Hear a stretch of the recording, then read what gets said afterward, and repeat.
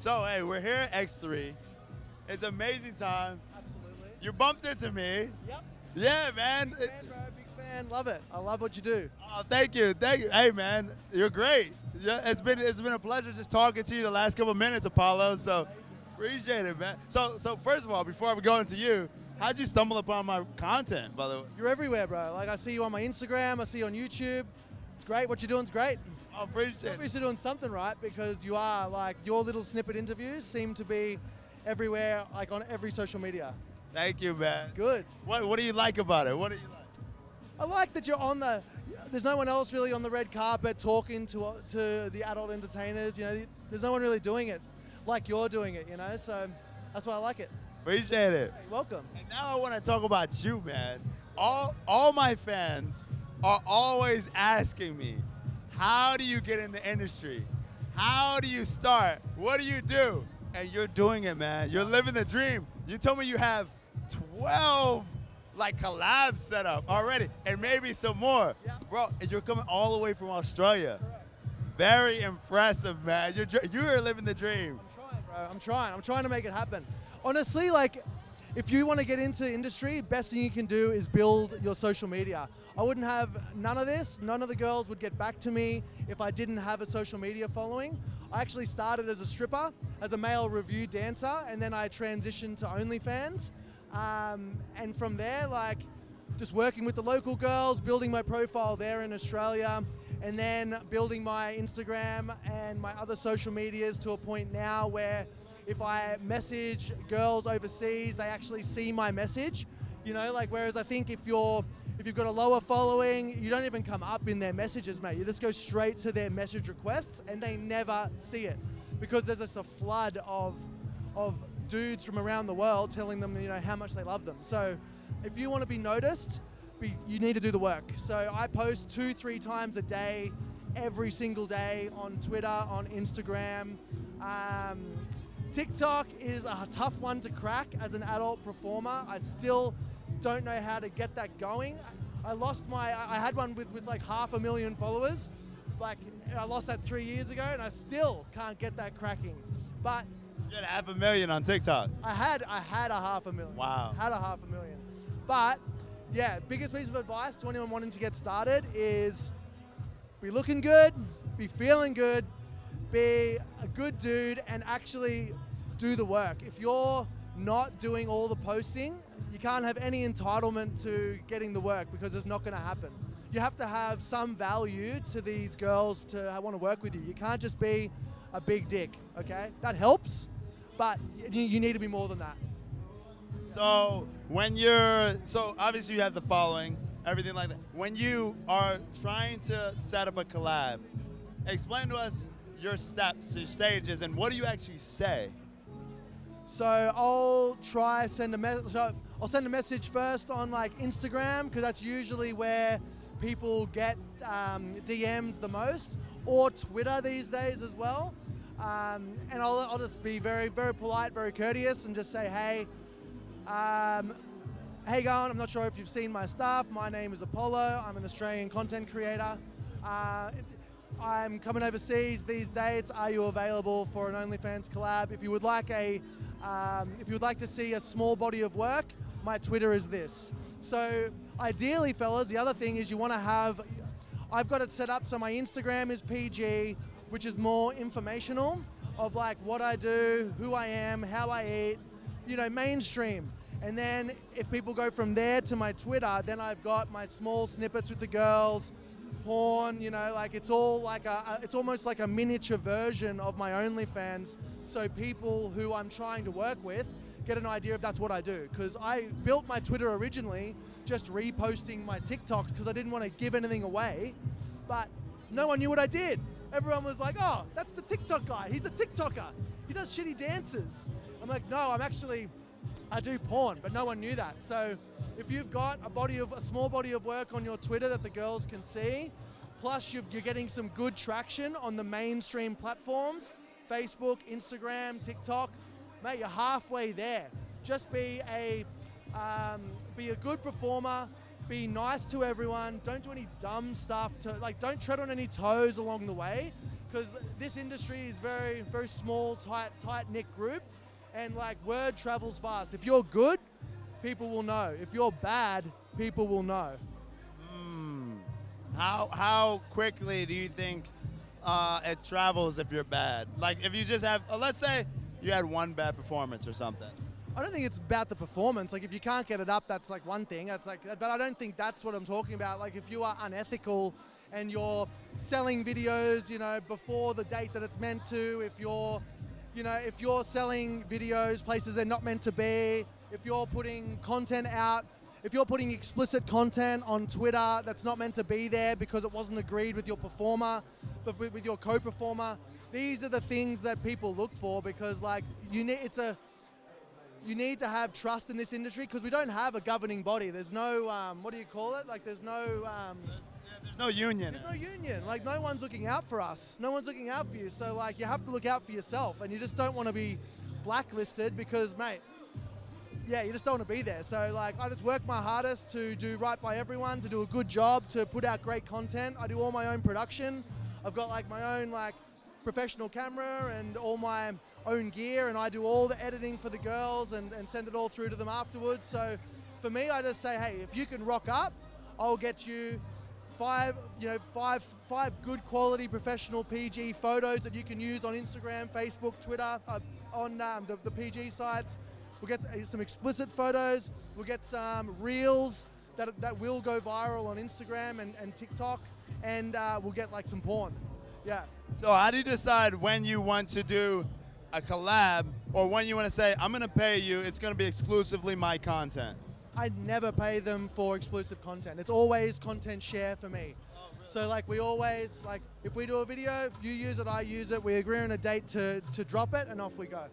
So there used to be a time when you used to shoot two. Do you shoot like, this one's going to be for me, and then we'll shoot another one, this one's going to be for you? I've never heard that in my life. You never heard of that in your life? No. Because this was a couple years back where people used to do that because they didn't want to drop it, and like people are like, oh, I already bought it from Apollo, I'm not gonna buy it from you. Well, you know what, like that's probably a good idea, because I mean, like a lot of the girls that I've worked with, or that I work with here in particular, are like have a lot bigger following than I do. But end of the day, I have my own audience, and I doubt that my own audience would have much crossover to a lot of the performers that I work with. Right. You know what I mean? So you're not too worried about it. I'm not worried. We all make our own money. We all make our own way. And fans of me will buy my stuff. Fans of them will buy their stuff first, you know? But I think as a male performer, if you're not doing gay content, if you're not pandering to the LGBT community, because the main buyers of OnlyFans and porn in general are men. Like it's a 90 to 95% male-dominated buying market. So I'm almost trying to make myself like a Netflix of OnlyFans. Like if you want to see 3 or 4 different girls, and you don't want to pay 3 or 4 different entry fees to the OnlyFans, plus 3 or 4 different tiers of videos depending on who you're working with, but you know you can go get, you can go see 4 or 5 different performers that you want to see on my page. Maybe you come to me, you know. So that's my goal. Yeah. And is most of your content, so do you pander to, is it all straight crowd, or is it mixed, is it bisexual, your fans? So I have a lot of gay fans, because I used to do a lot of thirst traps. I've gone away from male. Thirst trap? Yeah. Tell us about a thirst trap, what's that? So a thirst trap is where you are, it's where you're being sexy online. It's where, like for me, my Instagram and TikTok was very unique, because I found a way to like, I used to wear like Speedos and be busting out of the pool, and my junk would like flick over the edge of the pool in slow-mo, shit like that. So like I had a lot of like gay fans, but I found like now that they've tightened the rules up a lot on these PG mainstream platforms, that I've had to go right back to doing similar to what you're doing, like just a lot of talking, a lot of like informational stuff.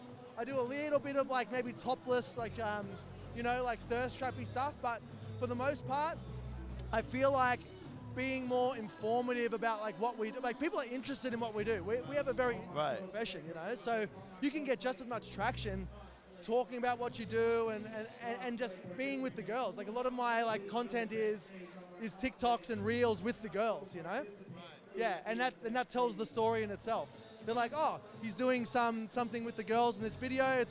It might be something something trending, but they're like, oh, he's doing a dance with her, or he's doing a role play with her. He must be working with her. I'll go see his Twitter. Oh, she's sucking his dick. Oh. Now I know they've got a video together. Then they go to my OnlyFans. You know? Right. Yeah. So have you ever had any crazy stories, crazy situations happen when you met up with a girl or anything like that? Nah, honestly, like, for the most part, like until about 6 months ago, I was doing this all with my ex-partner. Oh, really? So, like, we were very like, no drama. We had a system, like everyone was on their best behavior. We always like you, your ex-partner, and other girls. Yes. We would always do the paperwork. It would always be legit. I even now don't like to mix personal and work. Like, I think that's where it becomes an issue. If you are like half dating half the girls you're working with, that's when you're literally holding a hand grenade with the pin released and you're just waiting for it to explode. All right. Yeah, so I think if you can, like, once again, guys, if you can keep it professional, show that you're the man that people want to work with because you can get the job done and keep it business, you will go far. As opposed to the guy that is trying to date all these semi-date or make it half personal, or, you know what I mean? Like, just got to keep it professional, guys. That makes a lot of sense. Yeah. And speaking of paperwork, what's the stage? Do you get the paperwork signed before you meet up? You get the test results before you meet up? Or is it like, as soon as you see each other, hey, let me check and do all this? So there's an expectation that you have the testing done before you come, but I don't get it beforehand. Like, literally, as soon as I get to the collab, it's, hey, how you doing? Great to see you. Here's my tests. Here's your test, great. And then I usually have 3 or 4 sets of paperwork for the different, I've got like ManyVids, I've got Fansly, I've got 2 OnlyFans accounts, and I have all those 4 pieces of paperwork pre-filled out, ready for the girls to sign, get their IDs, photo, and then it's all right. Let's do some photos, let's do some reels, and then let's get busy. Let's get busy. And you do bunny ears with the IDs and everything? Yeah. So I think bunny ears is only required for like 1 or 2 of the platforms, because I think OnlyFans only requires you to have one next to your head, but Fansly now makes you have the form and the ID next to your head. But they're getting very strict. They're getting way stricter, and that can be the frustrating thing with these platforms, is that the goalposts keep moving. Like, you know, OnlyFans didn't have as tight or restrictive rules on, like they used to allow public stuff. They used to allow pissing and squirting, and those 3 things aren't allowed anymore. So like, I got audited like a month ago, and I got like a few things taken down from like 4 years ago that were okay then, but not okay now. Why do you think specifically squirting? Fluids, I don't know, like too close to pissing. Maybe they were looking at the definition of squirt and saw that it's literally half piss and thought, well, I guess that counts. But I disagree with it. I think it should be on there. But I don't make the rules. But this is an opportunity for you creators to create different products with different platforms, and maybe you can transition your subs over to not only being on your OnlyFans, but then they might want to go to your Fansly, because they know the public scenes that you used to do are now on Fansly, not on OnlyFans, because they're not allowed. So like, you know, Derek69 might like OnlyFans to see your mainstream content, but then they're like, I kind of like seeing Apollo fuck this chick in the fucking bathrooms at a nightclub. I'm going to go to Fansly and check that out.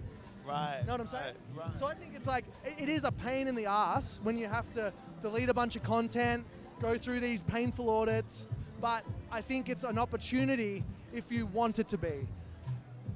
Awesome. Yeah. Thank you very much, man. This has been very educational. I hopefully a lot of people watching this have been educated through your knowledge and you living your own dream, man, and doing what you love. Trying, bro. Trying my best. Just trying to make it.